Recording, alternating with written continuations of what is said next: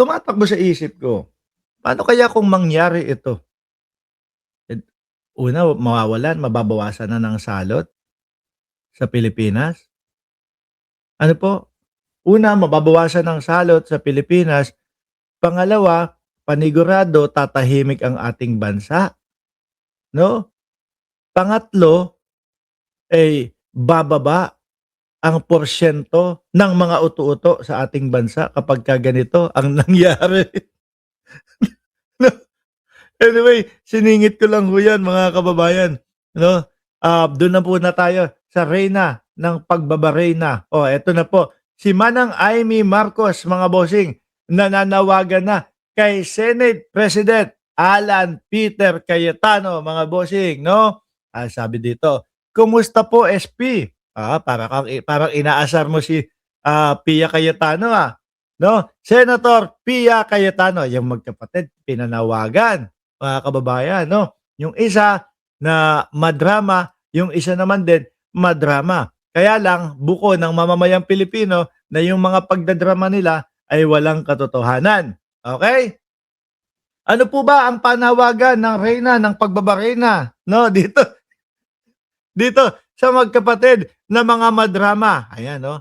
Tinatawagan ko ang aming Senate President na si Alan Peter Cayetano na buksan na ang Blue Ribbon Committee, tanggalin lahat ng takip sa flood naku, parang bigla kayong naging ano dito, bigla kayong naging superhero pa ng, flood control, Alalahanin mo o ano ba, isipin mo, Imee Marcos, ano po, hindi mo mabubura o hindi niyo mabubura sa utak at isipan ng mamamayang Pilipino na ang mga, ganitong pagpapaimbestiga sa mga flood control, mga ghost project ay inumpisahan ng kapatid mo na ating presidente ngayon na si Pangulong Bongbong Marcos. Ngayon, tanggalin lahat ng takip sa flood control, si Marcoleta lang naman ang mahilig sa ganyan, 'Di ba? Si Rodante Marcoleta lang ang mahilig sa ganyan mga bossing. Yung tipo bang kapagka 2016 hanggang 2022 ang masasabi o mapag-uusapan nung siya ay Senate Blue Ribbon Committee, ayaw niya, agad niyang iniiwas. Bakit? Matatamaan si dating Pangulong Duterte, mga bossing. O, di ho ba? O ngayon, ito ang pinanghahawakan nila.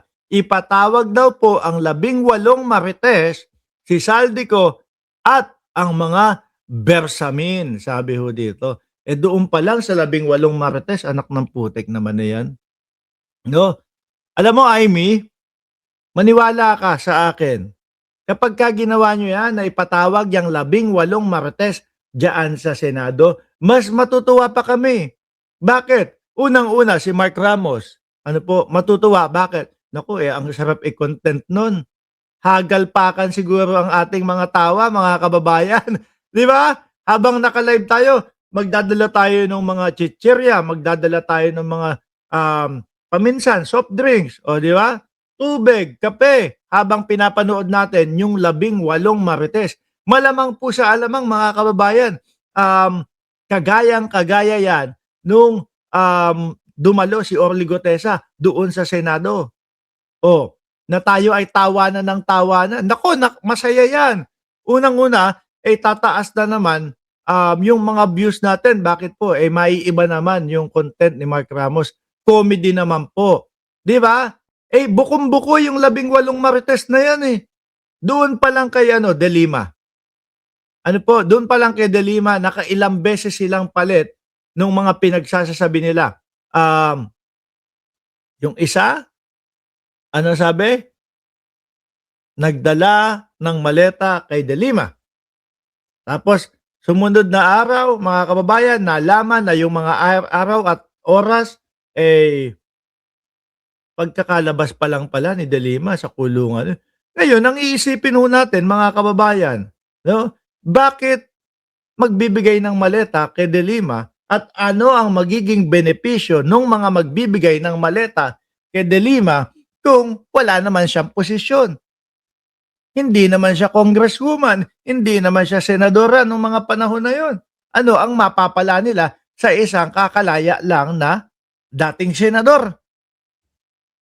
Di ho ba mga kababayan? O, ikalawa ho, mga boss chief amo sir, palit na naman. From maleta, ay naging ano naman, naging pipir bag daw sabi, pipir bag. O, iba na tingin ko dyan, sis Angel kay Amy, parang yung palabas ng danan. Mahaba. Uy, yung sa danan, di ba parang nakasuklob yun, tapos ano, pero makukuti-kutita pa din yung ano eh, yung tulis nung manang Amy eh. O, di ba, sumunod, nagpalit naman. Hindi na daw po maleta, paper bag na lang daw ho, mga kababayan. Yung pa lang ho, ang gulo na. Ano po, sumunod, eto, dalawa doon sa 18 Marites, magkaibang interview. Ang sabi doon sa interview ng isa, ilan ang pinadala mo? Ilan ang dinalang maleta kay Bongbong Marcos? 5 daw ho, mga kababayan. Tapos tinanong naman yung isa, 3 daw ho, mga bossing. Anak ng putik na yan. Yung mga salaysay na mga ganyan po, mga boss chief amo sir, eh halatang puro mga invento. Kaya po ako, mga boss chief amo sir, mga madam, pabor ho ako o agree ho ako dito sa sinasabi ni Manang Amy na ipatawag, kung gagawin nila yan, ipatawag yung 18 Marites at hayaan sila Senador Panfilo Lacson na magtanong din po. Di ba? Eh doon pa nga lang sa NBI, kung di ako nagkakamali, NBI yun. Iniimbitahan sila, pinapatawag sila, no? Para hingan ng salaysay kung ano talaga yung mga nalalaman. Nung sinabi, magkakahiwalay ha, isa-isa lang kayong i-interviewin, isa-isa lang kayong kakausapin ha, nag-back out, ayaw, umatras.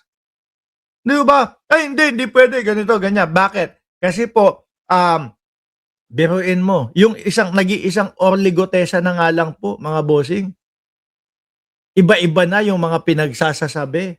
No, ito pa kayang 18 individual, mga kababayan, na mukhang gawa-gawa lang yung mga pinagsasasabi, paghihiwa-hiwalayin mo pa, di lalo silang nabuko dyan. Di ba? Tsaka ang maganda ho, mga kababayan, mga boss chief amo sir, ganun din ang gawin sa Senate. No?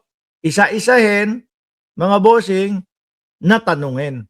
Hindi yung sabay-sabay. Hindi, kasi ang nangyayari ho, mga boss, parang si Baligod ho ang lahat ng nandito eh. Yung nila, yung lawyer na nandun. Bakit? Biruin mo, siya lahat ang nagsasalita eh. No? Siya lahat ang nagsasalita. Sinusubukan nila na wag pagsalitain at kontrolin yung mga sinasabi ng 18 Marites para po hindi magkaiba-iba. Para sa ganon, yung kumbaga para pong merong isang tao na tagapagsalita sila na si Baligod para iisa lang ang direksyon, mga kababayan. No? Ayan, total naman, ang sabi ni Baligod, siya ang 18 Marites talaga ang nakakaintindi at ang may alam sa lahat. Di yung 18 Marites lang po ang imbitahan at si Baligod ilagay na lang doon sa audienso. Di ba? Sabi ni Cheryl Banyaga, pati daw si Lorraine Badoy nakatikim daw din. Nakatikim ng bira? Binanatan si Badoy? Kayo kung ano-ano mga kachismisan yung pinag-uusapan nyo dito sa live ko.